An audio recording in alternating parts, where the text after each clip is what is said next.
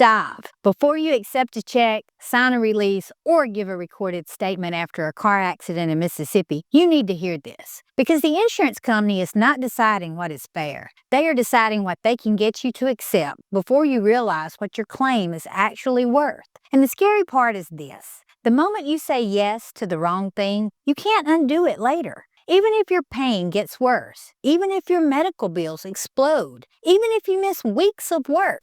Hi, I'm Mama Justice, and I've been a Mississippi car wreck attorney for many years, helping people all across the state navigate this exact scenario. So in the next few minutes, I'm going to give you 5 tips to stop insurance companies from lowballing you after a car accident. And I'm going to do it in plain, easy to understand terms and pay special attention to tip number 4. That's the one that traps good, honest people because it sounds like a harmless request, but it's not. All right, let's get into it. Tip number 1, do not accept the first offer and do not cash the first check. I know what you're thinking. You're stressed. You've been hurting. Your car might be sitting in a shop. You've got bills stacking up. So when the adjuster calls you fast, sounding helpful, and offers a check that feels like a lifeline, it's tempting not to grab it and move on. That's exactly what they're counting on. Here's why the first offer is almost always a lowball offer. It's usually made before you know the full story of your injuries and your losses. The insurance company knows that. You don't yet. Let me paint the picture. A woman in Jackson gets rear-ended on I-55. A few days later, the other driver's insurance company calls and offers her a quick settlement. They tell her it will cover her ER visit and a little extra for her inconvenience. They make it sound like they're doing her a favor. But she hasn't even had a follow-up appointment yet. She hasn't done imaging. She hasn't gone to physical therapy. She's still in that phase where adrenaline and pain meds are masking what's really going on. A week later, the pain gets worse. Now she needs treatment for months. Now the bills are way higher than the first offer. Now she's missing work. Now the quick check doesn't even touch the real damage. And here's the punchline. That first check often comes with a release, meaning once you take it, you can be signing away your right to ask for more money later on. So the simple rule is this. Treat the first offer like a starting line, not a finish line. If an adjuster says, we can get a check out to you today, your response should be, I'm still getting medical treatment and I'm not ready to discuss settlement yet. Don't negotiate against yourself. Don't argue. Don't explain. Just don't accept it because the fastest money is usually the cheapest money. Now, if you're not taking their first number, what do you do next? You build a case that's too solid to ignore. Tip 2. Gather the evidence like your future depends on it, because it does. Most people think fault is the whole battle. Like, if they admitted fault, it was the other driver's fault, I'm good. Not quite. Fault decides who pays. Evidence decides how much they pay. Insurance companies don't pay based on how bad your week feels. They pay based on what you can prove. And if you don't have proof, they'll act like it never happened and like it's not even that serious. So what does evidence actually mean? It means you collect photos of everything, the damage, the scene, the road, the traffic lights, your injuries, bruising that shows up days later, the inside of the car if something broke or airbags deployed. It means you get the police report and you actually read it. If there's a mistake, you deal with it early on. It means you keep every medical bill, every prescription receipt, every doctor's note, and every appointment summary, not in a pile on the kitchen counter, in one organized place. It means you track the sneaky expenses people tend to forget about. If you had to pay for crutches or a brace or over-the-counter meds, rides to appointments, parking at the hospital, a replacement car seat, all of that matters. It means you document missed work with pay stubs and a written note from your employer showing what you missed and what you lost. And here's the one that separates the average claim from the strong claim. Keep a simple daily injury journal. Nothing dramatic, just honest notes like, couldn't sleep on my left side, headache again after driving today, missed my kid's game because I couldn't sit that long, tried to pick up groceries but had to stop. Now you may ask, why does that matter? Because pain and suffering is real, but it's hard to prove that in a bill. A journal turns it from vague to vivid. It shows the impact over time, not just one bad day. I've seen cases where the one notebook, those simple entries, made the difference between an adjuster calling it a minor soreness and paying real money for what the person actually lived through.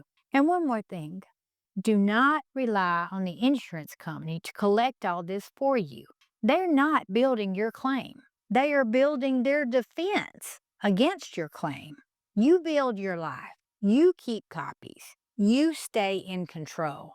Now, even with a folder full of evidence, there's a mistake that can quietly destroy your claim without you even realizing it. Tip 3. Don't downplay your injuries, especially to your doctor.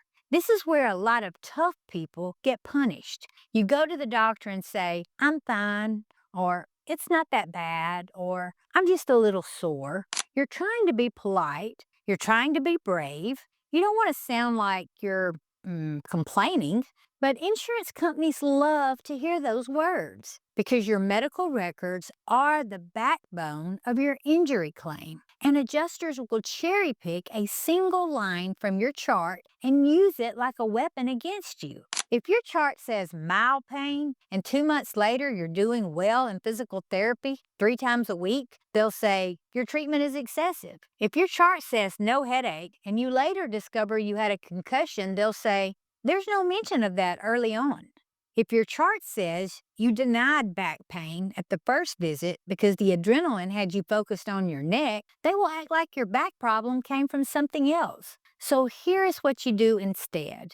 At every appointment, be specific, and most important, be complete.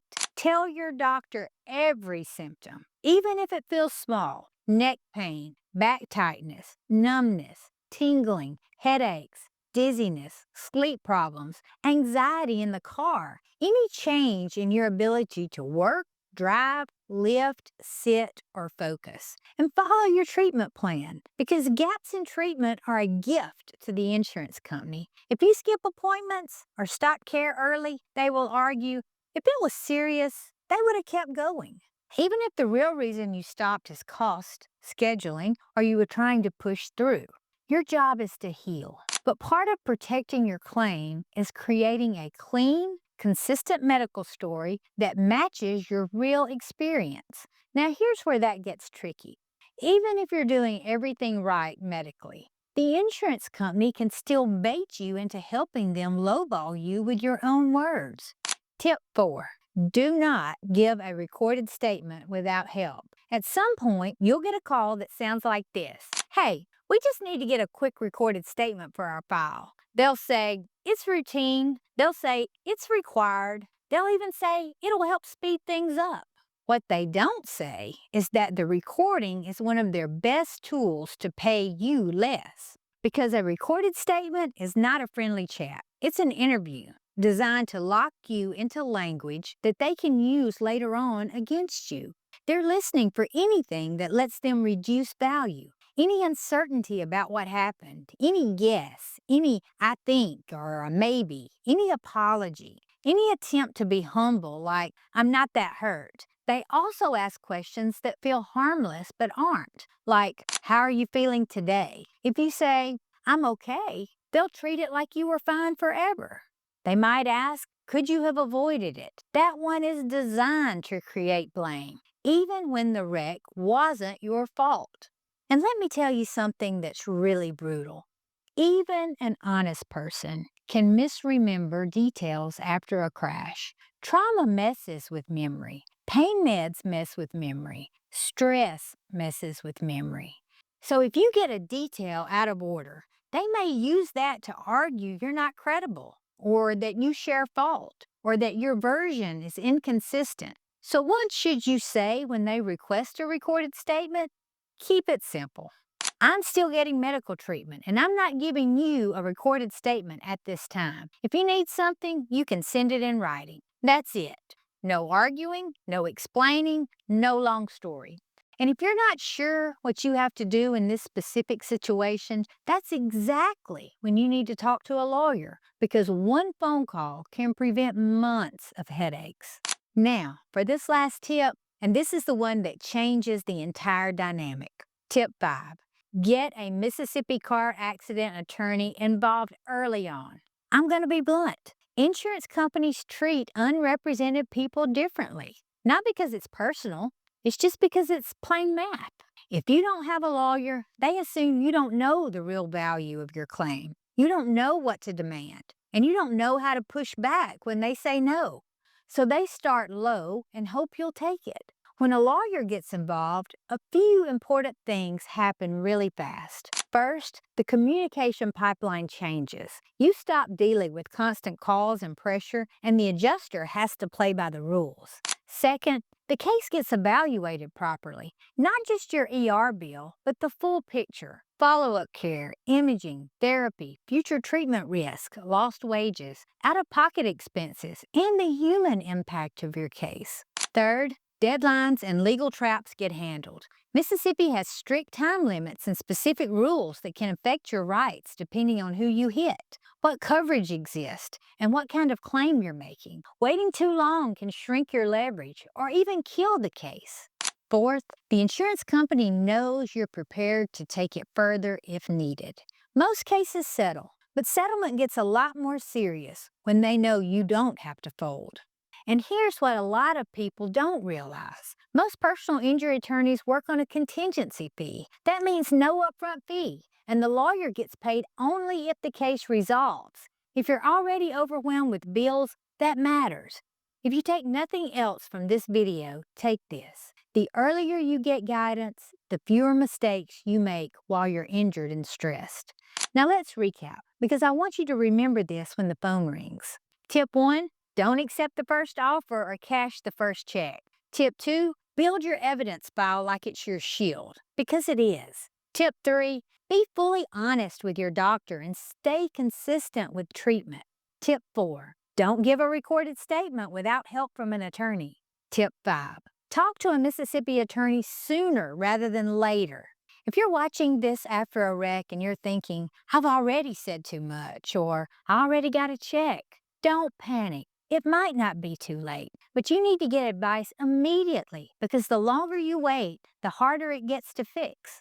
And if you want to protect yourself from a different kind of insurance trap, you need to watch the next video. What happens if your rideshare accident is unreported? Because if you were in an Uber or Lyft and the crash never gets properly reported, you could be one paperwork mistake away from missing out on thousands. Click that next video now, and we'll see you over there.